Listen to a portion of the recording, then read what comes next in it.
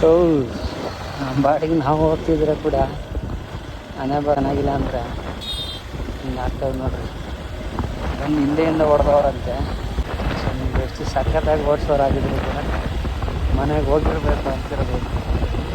ಬೇಜಾರಾಗತ್ತೆ, ಭಯನೂ ಆಗತ್ತೆ ಅಂತ ನೋಡಿದಾಗ ಇದನ್ನು ಮಾಡೋಕ್ಕಾಗತ್ತೆ. ಅದಕ್ಕೆ ಆದಷ್ಟು ಹುಷಾರಾಗಿ ಹೋದರೆ ಮಾತ್ರ ಸರಿ. ಯಾಕಂದರೆ ಹುಡುಗರಾಗಿದ್ದರೆ ಮನೆಯಲ್ಲಿ ತಂದೆ ತಾಯಿ ಇರ್ತಾರೆ, ಗಂಡ ಆಗಿದ್ದರೆ ಮನೆಯಲ್ಲಿ ಹೆಂಡತಿ ಮಕ್ಕಳು ಇರ್ತಾರೆ. ನಮ್ಗೆ ಯಾರೇ ಇಲ್ಲ ಅನ್ನಂಗೆ ಇಲ್ಲ. ಇಲ್ಲಿ ಯಾರೋ ಒಬ್ಬರು ಇರ್ತಾರೆ, ಇಷ್ಟಪಟ್ಟಿರೋರು, ಅಣ್ಣ ತಂದಿರೋ, ಅಕ್ಕ ತಂದಿರೋ, ತಂದೆ ತಾಯಿನೋ.